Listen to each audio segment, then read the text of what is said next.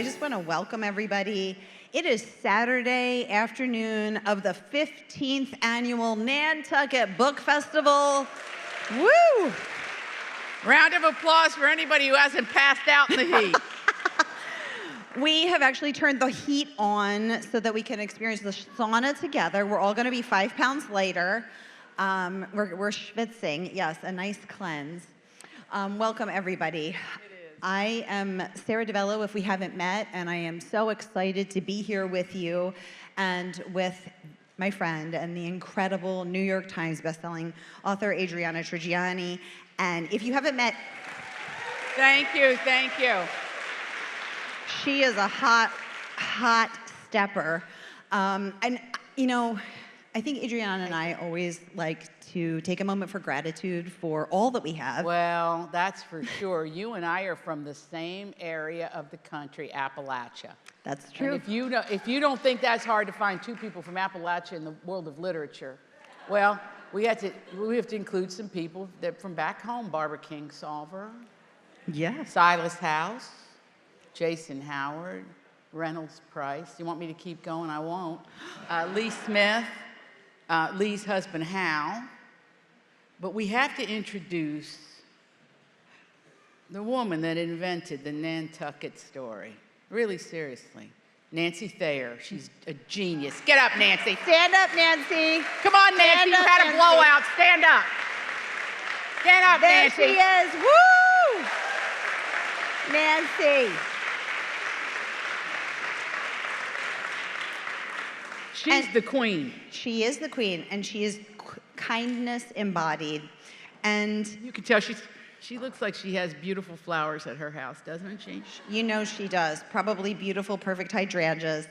And I just want to say, you know, we're able to provide this free and open to all because of the generosity and support of our incredible donors, some of whom are here today. So we have Richie Battle, Randy and Lisa Cohn, Ellen and Linwood Dame, Elizabeth Galvin, Mary and Robert Haft. Mary is also the co-founder of this festival. Adam and Ramona Nee, Nancy Seaman and Alan Schwartz, Beth Wilkinson and David Gregory, and our top sponsors, the White Elephant and the Boston Globe. Because of them, we can provide this for you for free. So thank you to our incredible sponsors. Now, if you have not had the pleasure of knowing and loving the incredible Adriana Trigiani, here's a little about this fabulous lady. She is the New York Times bestselling author of 21 books of fiction and nonfiction. Her work has been published in 38 languages around the world. She is an award-winning playwright, a television writer and producer, and filmmaker. She also wrote and directed the major motion picture of her debut novel, Big Stone Gap, adapted her novel, Very Valentine, for television, and directed the documentary Queens of the Big Time, among others. In 2023, President Sergio Mattarella of Italy awarded Trigiani the Cavaliere dell'Ordine della Stella d'Italia. The Library of Virginia bestowed their highest honor, the Patron of Letters degree, to her in 2024. She received the 2025 Ellis Island Medal of Honor for her significant contributions to literature, culture, and community. And like me, she grew up in Appalachia in the mountains of Virginia, where she co-founded the Origin Project, a year-round in-school writing program that has served over 25,000 students since its inception. This woman has done all of that. Give it up for our teachers. Our teachers really run it, and we love doing it. Every child in Appalachia writes a story a year, and we publish them. And we bring authors in, and it's really fun. And, it's also for these kids. You know, nobody goes to Appalachia. Has the opposite problem on Nantucket. Everybody comes here. And you're like, when are they going to leave? But then the weather changes. But down home, you know, it's kind of a forgotten area in a certain way. But from Appalachia, everything came. Everything. in the arts, in literature, in music, in theater. It all started right there with that beautiful mix of people. Beautiful Black people, Indigenous Americans, Turkish people, Scots-Irish. There's a lot of you on Nantucket Island. A lot of beautiful Scots-Irish. A few Italians, you and me. 1 and 2. I don't know why I felt compelled to say all that, except to tell you that, you know, when I was growing up, the word immigrant was a word of honor in our home. And it remains so. I don't understand. But if you happen to have one of those detention centers near your home, please go knock at the door and tell them you don't like it. That will be it for my political speech this afternoon, except I don't think that's politics, I think it's morality.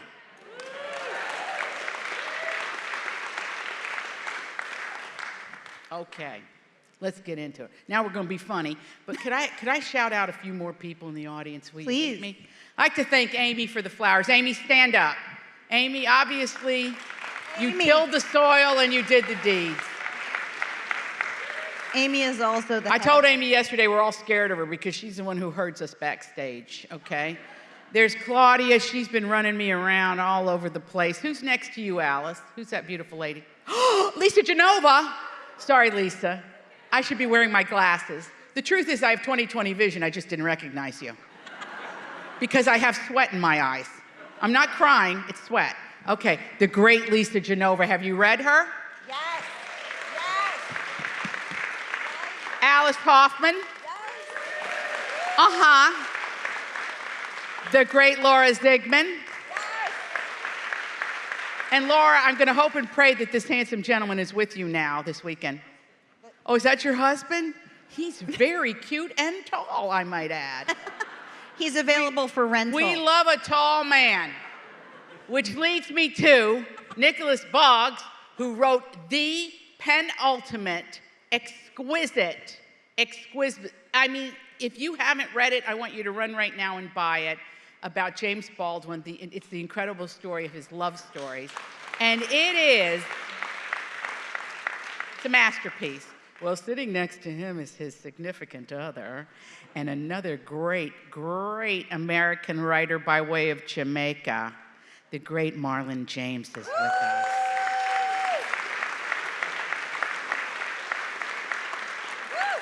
So I feel I am blanketed in love. You are blanketed and surrounded in love, which is a perfect place to start as we dive into the view from Lake Como. So, Adriana, we begin this journey in, where all great stories begin, Jersey. The Italian-American Riviera, we call it. Where our heroine, Jess, is living in her parents' basement, freshly divorced from the perfect Italian guy.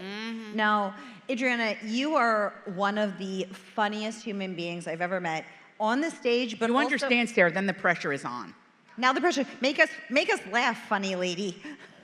And also on the page, and it's hard to be funny on the page, but I literally laughed out loud reading this book. You know Italian-Americans and Italian-American mother-daughter culture and Jersey, New York Italian culture so well. And whether you are Italian or not, it's hilarious. Thank you, Sarah. You know, I think if you can choose in this life whether you're going to read something that's going to depress you or make you laugh, choose the laughs. Because life is just too hard. And what I have found is that our families are all very similar, regardless of our roots. And I mean that globally. There's always that mother whom you can't please, or the grandmother you can't please. Or that grandmother that supports you, or the mother who sees your magnificence when you don't. So I like to write them real. So everybody you read in my books is always somebody from my family. It's always real, always. And things I heard them say. So now knowing that, who is your favorite character in this book? I am going to tell you who I think my favorite character, Uncle Louie. Me too! Uncle Louie! And I wrote him because my uncle, who was my favorite uncle, who had put me on the island for about 8 years, I'm not kidding, my favorite uncle. Of course, it involved an estate. Okay, I don't want to get into it. I can't go back there, okay? But you can imagine. You can imagine, because everybody in this room has cleaned out somebody's house at this point. Raise your hand if you've cleaned out somebody's house. Okay, all right. So you know the agony and the pain of, but when you clean out somebody's house, you've already told me something. You already told me that you didn't get the pearls, because the person who doesn't do the work gets the pearls. The person who wasn't nice gets the diamonds. The person who has 12 cars gets the car. Never understood this, but I can't change it. It's just part of it. So going, you know, it starts with Uncle Louie for me. He was the first person that came into my consciousness. Really? First one, because I had this notion that I wanted to write my great-grandmother, Giuseppina Covre Perrine from Venice, the Veneto. For those of you who've been there, don't get excited. Her passport said contadina. I'm a contadina. It means peasant. We're peasants. But my great-grandfather, wow, this is such a great story. He's scheduled to leave for America, and he goes to a farewell party, and my great-grandmother's there engaged to another guy. And when he left the party, she began to weep unconsolably. I think she was a little depressed, but it was, or maybe in love with him, we don't know. And he said, he turned around, he came back, and he said, "Do you want to go with me?" And she said, "Yes, and that's why I'm here."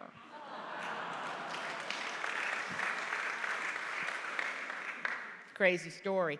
But I wanted to write her story, but I wanted to write it in modern times. I wanted to write it in the contemporary moment. So that's who she is. She's my great-grandmother. Jess is your great-grandmother? She's my great-grandmother, and her name was Giuseppina. And who is Uncle Louie? Uncle Louie is my Uncle Mike. Now, you'll see the dedication in the book. 3 of my uncles are named Michael. And one is named Orlando Bonicelli, my mother's brother. He was a star basketball all-state in the state of Minnesota, from the Iron Range of Minnesota. If anybody knows that area, where Bob Dylan's from. He was one town over in Hibbing. And my uncle was, okay, how do I explain this? My grandmother, Lucia, her husband died when he was 39. If you read The Shoemaker's Wife, that's their love story. I'm telling you, I don't tell anything that's not in the family. It's terrible. But anyway, that's their love story. And my grandmother was 35 when my grandfather died, and they had 3 children, all 3 college graduates. So it's my uncle Orlando, who they called Bonnie because his name is Bonicelli. And he went on to be a star basketball player at Notre Dame. This becomes important because my mother and her sister got their degrees in library science at St. Catherine's in Minnesota. They did work study. I mean, just think about the immigrants. Just think about how they looked at things. Get that education. And my mother, who we didn't know really until she died what her achievements were, because it was all about my dad in my family, because we're Italian, and the men are, I don't know, they're princes. They're princes. I see an Italian man. Are you Italian in your sunglasses there, sir? No, what are you? You all right? Boy, do you look like my people. You really do. That's a huge compliment. Your hairline, the nose, everything, you look like my people. So anyway, I'm just gonna pray you're Jewish. Are you Jewish? Thank God! Okay, I have to tell the story fast. Put a pin right there. Listen to this. So I go home, I've written my first novel, Big Stone Gap, right? And I'm married to a very nice guy. And when I was growing up, I had a picture of Mel Brooks from the cover of the Rolling Stone over my bed. Does anybody remember it? He's going like this. And so I had Mel Brooks over my bed. So my mother thought it was odd, because he was a middle-aged man. And I was a dateless wonder, and she thought there's something wrong with her. Anyway, so So I grow up, okay, and I carry this dream with me about Mel Brooks. I just love Mel Brooks. Who doesn't? This isn't totally not about Mel Brooks exactly, but somehow the word got out in town about my Mel Brooks picture. So when I wrote Big Stone Gap and I went home 26 years ago, this family invited me to their home for dinner with my husband. And they were college professors, and she was a college professor, he was a lawyer. And it was dinner time, but they had bagels and lox and cream cheese at supper time. And so we thought it was a little odd, because they're not Jewish. But as the evening wore on, finally the host said to me, when did you get married? And I told her, and she goes, where did you get married? And I told her, and she said, oh my God, we thought you were Jewish. To which my mother said, your dream has come true. You got your Jewish husband at last. Because all I wanted my whole life was a Jewish husband, so there we go. I didn't get one, and he looks pretty healthy, so the chances are this is it for me. All right, that's a sidebar. Now let's go back to Uncle Louie. Uncle Louie. Yeah, it's my Uncle Mike. And my Uncle Mike was a guy who'd come in, he'd go, are you gonna wear that? Where are you going in those shoes? You think you can walk in those shoes? You're gonna be gravel where we're going. He was that guy. And also, like, he was in a band, and he played the saxophone, and he died very wealthy. Which is interesting, because I'm not going to. Are you? No, you will. I think you have land. Do you have land? Anyway, I inherit my immigrant stick-to-itiveness. That's what I inherit. I didn't get any money. So where was I going with this? I just went down a real estate rabbit hole, didn't I? Uncle Louie, drawn from Uncle Mike. Yes. A So dapper Uncle Louie's gentleman. based on my Uncle Mike. And by the way, I'm going to tell you a secret now. Tell us the secret. So after I finished the book, since I made the movie Big Stone Gap, I thought this is when I'd like to write and direct. Because I feel like I know this little family. I could do it. I would like to do it. So I sent the book to the guy I think should play Uncle Louie. Who is? I'm going to get to that. Oh. Sorry. Sara, you're so good. Sara, you're hard-hitting. So, Listen, I'm no Amy, but I try. so I get through channels, I get the book to this man, and he calls me, and he said, I'd like to come over and talk to you about this. Now, I know he lives a few blocks from me, but I've never seen him, and I've never met him. I said, okay, so I do the Italian thing, which also happens to be the Jewish thing, which you put out a cookie spread and coffee. That's what you do when you're going to try to get somebody to be in your movie. So I open the front door, and there he is, Stevie Van Zandt. Now, Stevie, I call him Stevie because that's what the boss calls him, so I feel very familiar with him. And then he says Stephen when he introduces himself, and I thought, I'm going to have to call him Stephen. Anyway, so he comes in for coffee and cookies. Now, let me tell you what he was wearing. A headscarf, paisley, purple, beautiful, of course. A nipped at the waist, kind of like light velvet paisley jacket, purple. Skin-tight leather pants. He has the biggest feet on any man I've ever seen, this long. And he wears pointy-toe shoes. And he was completely delightful. So that was that story. So that's who's gonna play. That's who would you Well, want when to I play? make Uncle, it, yeah. Because Uncle Louie is also my favorite character. But you know what he told me? No, He said, tell I'm us. 75 years old, hurry up. And I was like,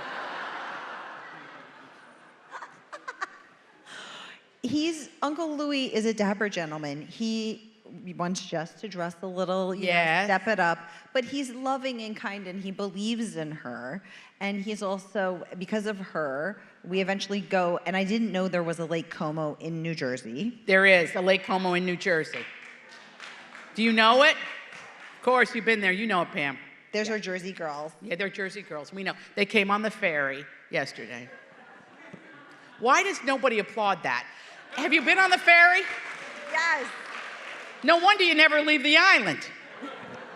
I'm teasing. Okay, go ahead. Why do the ferry jokes dive bomb? I don't know. Is there a political thing with the ferry on this island? What do people have an attitude about it? What's the matter with the ferry? No? No, you like the ferry? We love the ferry. All right. I love that ferry. All right, here we go. Everybody loves the ferry. I mean, I love the ferry. I do. I don't know. So, Adriana, in the view from Lake Como, Jess eventually makes her way from Lake Como, New Jersey, to the Lake Como we all know and have read about in Lake Italy. Como in Italy, in the Lombardy region, yeah. To learn more about marble. True. Carrara marble. Yeah, yeah. And this story is a story about a woman reinventing herself and about putting aside what is familiar, convenient, expected, responsible, what her parents want, what her ex-husband wants, what her mother wants, what her Uncle Louis, who's really Uncle Mike, we now know, wants, and finding out what she wants. Why do you think that stories about women reinventing themselves, about finding who they are, continue to resonate? Why do you want to write them, and why do we love to read them? It resonates because that's the dream in our lives that doesn't come true. Tell us more. Well, am I going to drag you down this hole or what? You're going to bring us down and then here's bring us... the deal. Tell us the deal. About women, okay? Yeah. And, you know, I'm only here in front of you because I'm the middle child and no one cared. So I brought that low bar into my adult life. I'm still married because very low bar. So low, you won't even trip on it. The bar is it's buried in the ground, okay? It's like you can walk over the bar. And it's the secret to my happiness. Tell us. But when we're writing literature to aspire. And here's what I learned about women. It took the death of my mother to understand that she wrote and spoke 3 languages. She's a librarian. She created the architecture library at the University of Notre Dame. And when she died, we got a letter from Notre Dame that said, without your mother, the Department of Architecture at the university would not have been accredited. Now, this is why I love librarians and teachers, because you're game changers. You change our lives every single day. And you don't know you did it, Jill. You don't know till you're dead. So enjoy it now while you're young and spry, because the day will come. So I realized, I began a narrative in my own family, Sarah. It's a beautiful, excellent, perfect question to ask me. But why don't women do it? I'm going to tell you why. Tell us. Because we got to take care of everybody. You know, by the time, it just kills me. Once you're in that sandwich situations, our looks go. Then, if we were thinking of leaving, we got to stay now. Because where are we going? Where are we going? Get out there and look around. You'll stay. You won't go. It's like a bad situation out there. So while literature is, I didn't see you two, Ann Patchett and Patrick and Ryan in the second row here. The Methodist conversion meeting is after this talk. Okay, so for women, by the way, I know a lot of women don't have kids. They've raised kids. Grandmothers who are hoping just want to get on the bus to Atlantic City and do a little gambling. No, they got to raise their grandkids. The health things that happen, which we seem to sail through, unless it gets us. But usually we sail through that. But then there's the whole thing about the men. And the men, we love the men. Don't get me wrong, we love the men. but they are challenging. They're always hungry. They always need their laundry done. They're always asking where the kids are. I want to say to the men, go find them if you're so interested. Show a little interest. Men come home, put their feet, I need some quiet time. That's when we'd like to kill you, when you say that. So for me, when I curl up with the book, and keep in mind, every book I have written is about my family. I come from a very big family, and a very challenging family, and a very nice family. Kind of, okay? But this will tell you how much I love my family. So last summer, I was feeling, Sara, that the book tours were a little dull. And I thought, not this. This is good. This is really good because you're in the palm of our hands up here. Anyway, teasing you. Anyway, I called my brother because my brother's a singer-songwriter. And if you've watched any of my movies, he's in there. He's always my brother. My brother and I, when we were little, I said, Michael, this is a one-horse town and we got to get in show business. In Big Stone Gap, Virginia, that had no show business, okay? Did have an outdoor drama, and we had, the plays in town and stuff, but that was it. So I called him up and I said, put the band together, we're going on the road. And then it proceeded to be a little bit of a nightmare because you have to have a script, so I had to write a script. But I just decided to talk about my family. And I realized as I went from town to town, Jersey Shore all the way north, we went around, I realized how much I love my brothers and sisters. Because I'm one of 7, and we're the kind of family that closes the door and they go, nee, nee, nee, nee, nee, nee. We're that family, kind of fight. My mother was always saying, don't fight, and my father was doing whatever he was doing. And I realized, though, that precious time I had with them. So when I called Michael, he said, Adri, I need Carlo. If I'm going to do this, I need Carlo. That's my other brother. My other brother, Carlo, was an accountant. And I said, Michael, if we invite Carlo to be the road manager, we're going to be splitting an overripe banana 3 ways on the Jersey Turnpike. He's really frugal. And he said, well, that was the deal. So we did it, and I kind of got to know them all over again. So I guess this book was a way for me to spend time with those people again in all their complications and the exasperation.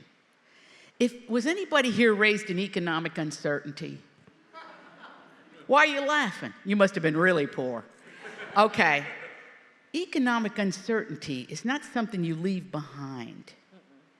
You carry it with you till the day you die. And I wanted to write that. I wanted to get my hands in the dirt on that. The uncle that had the money is Uncle Louie. But it wasn't because Uncle Louie was a genius. He just did the math. Whereas Jess's father didn't. So that's what I'm interested in. And then I always hope and pray that the reader will be interested too. Well, clearly the reader is. Well, that makes me very happy. Your books continue to sell, continue to resonate. This was a CBS New York Club Calvi pick, Oprah pick, USA Today instant bestseller, New York Times instant bestseller. And it just and you've packed a full house here on the beautiful island of Nantucket. I know, in this heat, I'm so honored. I promise to come and paint all your houses when this is over in gratitude to you for helping me. So Adriana, after more than 20 books, what challenge still excites or even scares you when you sit down to begin a new one?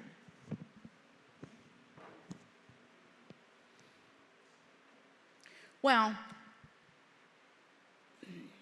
I don't really do the fear thing. I really don't, because I grew up scared. I'm the person that people that you weren't related to hit. Do you know what I'm saying? Just for the way I looked. Just I'd get a pop on the back of the head at the drugstore. Who are you? I don't even know the person. So that doesn't, I operate from a different level, which might not be above fear, might be equal to fear. Just this absolute love of it. It is never a problem for me to go to work. I'm a 7-day-a-weeker. And for everybody in this room that writes, I only have one tip. Get up really early when nobody's bothering you. And that's really to the women, because the men, we're up making you breakfast usually. So I'm teasing. No, it's good for the men too, but learn that thing about what makes a full day and when you're good at it. Now, if you're a night writer, okay, that's good too. There's no rules, but I'm saying if you want to add hours in, do it early. And then you can edit in the afternoon or when you come home from your other job, you know. And the thing that you need to know about writing books now, I mean, we heard Anne talk about her beautiful bookstore yesterday, which is like mind-boggling that you do that, Anne. I don't even know how you do it, with a staff and the whole thing. That's being the boss, okay? Everybody now that writes a book has 5 jobs. Mm-hmm. Everybody. We pretty much have to do everything. And it requires our attention and our focus and our imaginations a lot about how to do it. So when that phone, 10 o'clock in the morning, it's over. Your day gets away from you. And then it's lunchtime, and then whatever it is after that, you know, the editing or whatever you're going to do. But that's my first thing. And then the second thing I would say is I have a special place where I work. For many years, I had to find a room in our home that nobody went into, so I wrote about 18 books from the laundry room. And I learned to love the sound of that dryer. It was very soothing to me. Almost like, I don't know, you know, like white noise. And I got very used to that. And nobody went in there, as I said, but me. But then I got another office in our home. I got a room because my daughter went to college. I would like to send every college and university in the United States $1 million for inventing college. I think it's the best thing that ever happened to me was college, because I knew where she was and what she was doing, but I didn't have any pressure. I didn't have to, you know, see if she ate dinner or whatever. My husband, whatever. Okay, so don't worry, he gets dinner every once in a while. Right? So anyway, so have a sacred space. In New York, you know, I'll visit other writers, and they write in the closet. They move the winter coats, and they sit in there, because it's quiet and dark, and they can think. So just find a place in your home that nobody else can touch, or bother you, or look at you like you're doing nothing. Because we really look like we're doing nothing when we're doing everything in there, in that little room. So do that, and then there's my final tip. You can't do this if you're in a closet, but I have a different candle for every book I write. Ooh. So when I light the candle, that's the writing time. So what? And then I'm where I am. So what was it for this one? Was this was coconut. Coconut. I thought you were going to say because even when you get to Italy, then it got a little lemon coconutty. Lemons for Italy. But the coconut was of the salt and the sea and everything. I just thought it was just, and I don't know, and for comedy it was good. Yeah. Does that sound crazy? No. I think I just admitted something nuts. Okay. It makes sense, because scent is the strongest smell, the strongest sense that can take us back to anything. Yeah, and the so nose is really important. It's like time to work on the book. It's why people fall in love. Adriana, I adore you, and I could talk to you all day, but what happened? We are here to create community and conversation, so I want to open it up because you have 500 round of applause for Sara DiVello. She crushed it. No. You have 500 adoring fans, and I know they have questions for you, and I want everyone to have their time. Ann Patchett gets the Speedy Award. Hand up. Yay! Ann Patchett, Parnassus Books, ladies and gentlemen, a Whistler, #1 on the New York Times bestseller list this week. Give it up for Ann Patchett. We only have a second. I'm sitting here listening to you, and I am thinking so profoundly about 2 women who you must have known and loved. And I want to ask you, Dorothy Allison and Dottie Frank. Dottie Frank I knew, Dorothy I didn't know. You should have. Oh my God, I didn't know Dorothy Allison. Dottie Frank was hysterical. And can I tell you really fast when I first met her? I wish, and then I'll All right, tell really you, but fast. man, the two of you, I can't even Dottie imagine. used to call me when she had problems because I was neutral. I don't know, like Switzerland. Anyway, when I met Dottie, we were at BEA, and I was a new author. And they said, you have to meet Dorothy Benton Frank. And so I immediately called her Mary Tyler Moore. Anybody that's got 3 names to me is Mary Tyler Moore, okay? So I said, Mary Tyler Moore. I said, give me that diamond. She had a 6-carat diamond. Remember that diamond? I do. I said, give me that diamond. And she went like this, and then she went, you're kidding, right? I said, completely, I don't want your ring. Anyway, so then we were friends. And the next day, I'm not kidding, I'm sitting at my desk, and this really weirdly shaped FedEx envelope comes. Weird, like something was stuffed that shouldn't be in there, like not a piece of paper.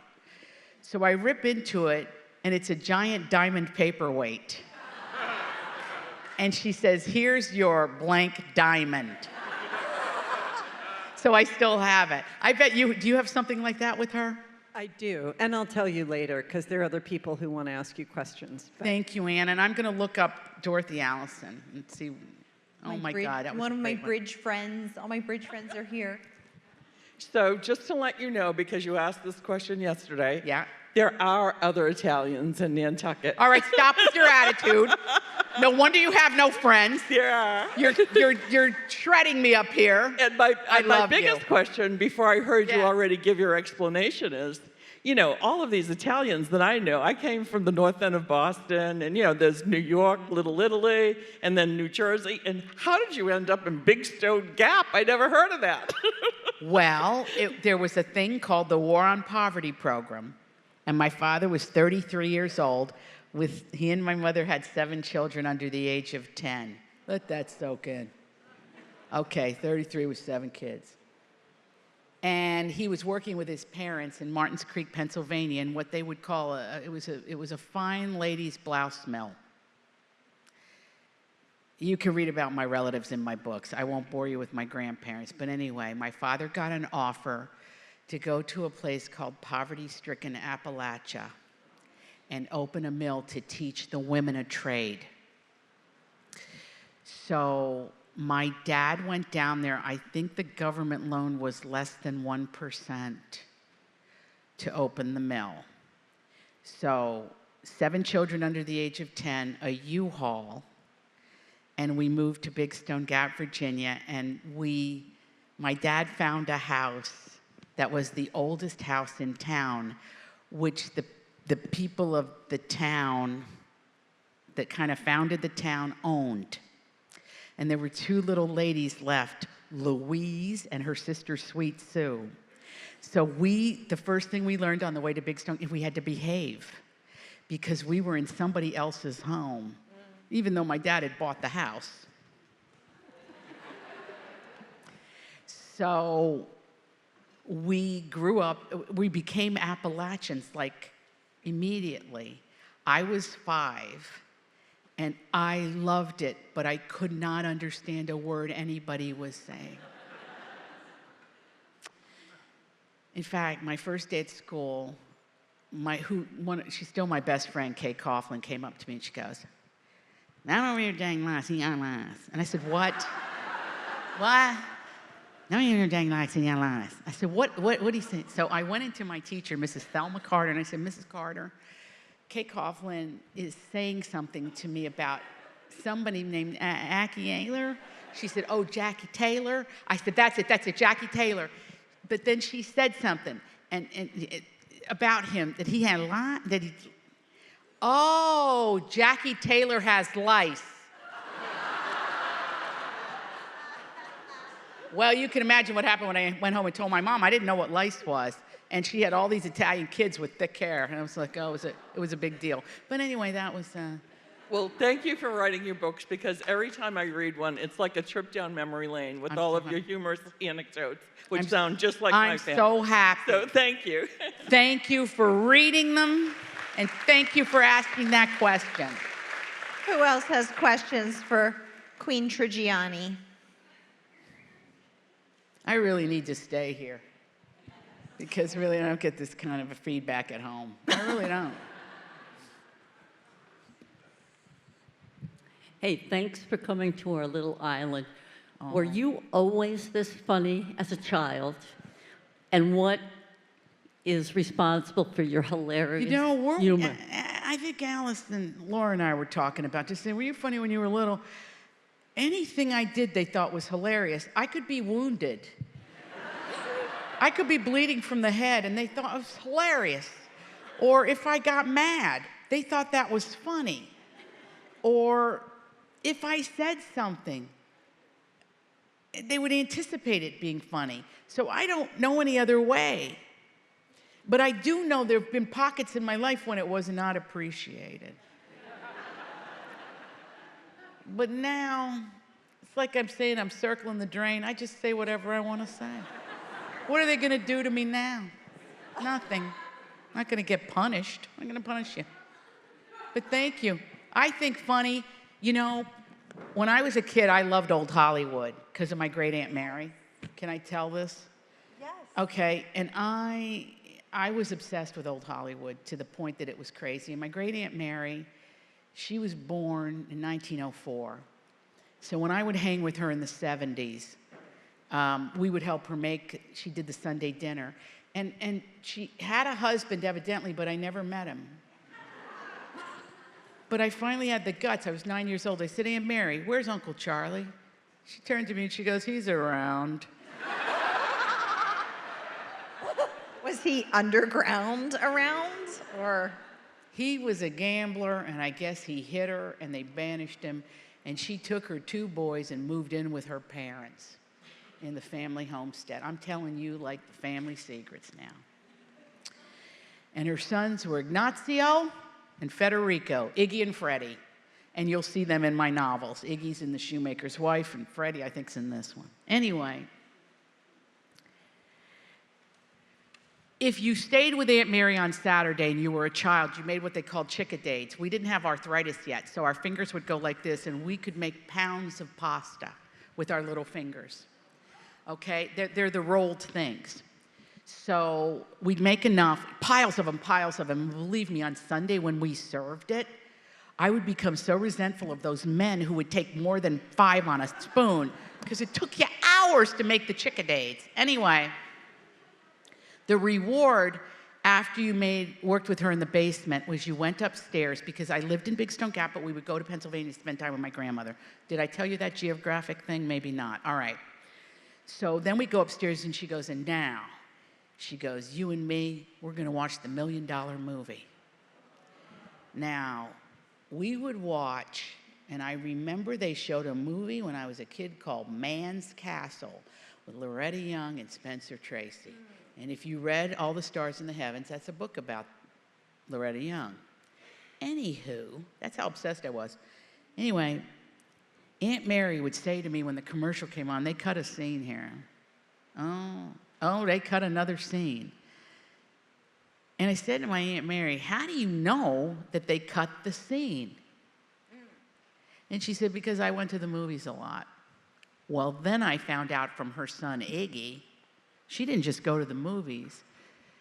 She would get her parents, she'd make their dinner, put them on the porch. Then she'd get her sons to do their homework, and she'd put the boys to bed. And then she would go to the movies every single night. And you know, back then, they didn't trade the movie out. If it was a hit, it was there 3 weeks. Mm-hmm. She learned the dialogue.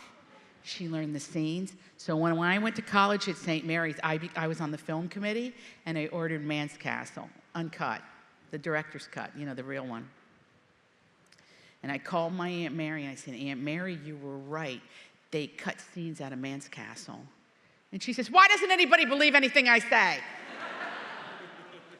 Very loving. Did that answer the question? What was the question? I don't even know.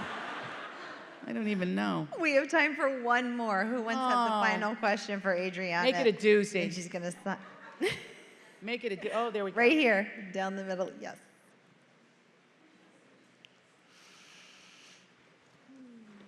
so excited. This is going to be a good one. Look, No see, pressure. Passing that microphone like the Wow collection her. plate. Hi, honey. Okay, hang on. That's okay.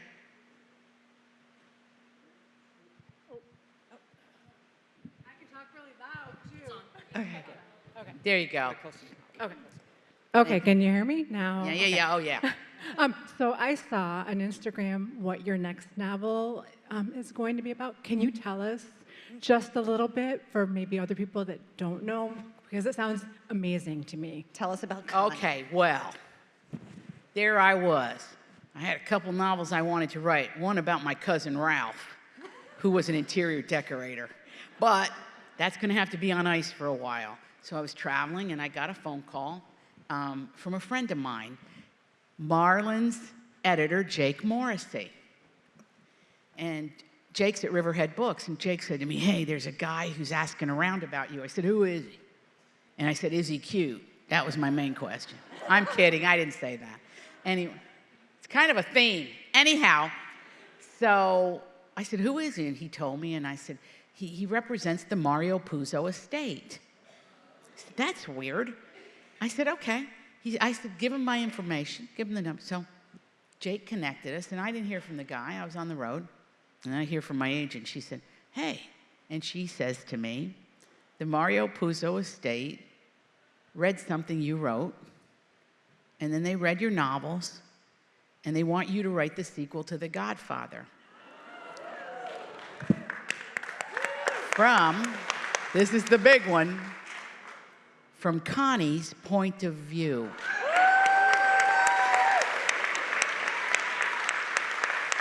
Now, those proud Italians that have loved my books love the fact that I've never once mentioned the mob. Have I once mentioned the mob? No. I have mentioned philandering men. I have mentioned, some maybe little tax issues or things. But we really don't believe in it, and there's a good reason we don't believe in paying taxes. Because in Sicily, they taxed the goats, and they were making goat cheese, and they were making goat's milk, and they were shipping it off of Sicily, and the main island Italians taxed them so badly, they sold their goats. We don't like to pay taxes, okay? But we pay them. It's not like we don't do it. But anywho, so when they asked me, then I went back and I read it again. And I felt very comfortable in the world of it. Because when a woman's mentioned, it'll be like, Carmela served the spaghetti. Carmela went back into the kitchen. Connie did this and Connie did that. So just get ready. I mean, I've got my first draft done. It comes out next fall. I'll come back and talk about it. You heard it here first. She'll come back to talk about it. This incredible New York Times bestselling author will be outside signing books. And of course, because I also am an Italian woman, I brought Lake Como cupcakes for everybody. Everybody gets a cupcake. And if you're not feeling like sugar, I brought salt. So if you need some sugar and some salt, we are Italian women. We are compelled to feed you. We will feed you at the signing table. Thank you, Sara. Shop ahead. You know who's never stressed at holiday time? This gal, because I shop ahead. Get signed books. They make the best gift. Get one for yourself. Get one for your loved ones. Get some for your enemies. Get them all and get Adriana to sign them. We'll see you out there. Thank you, everybody.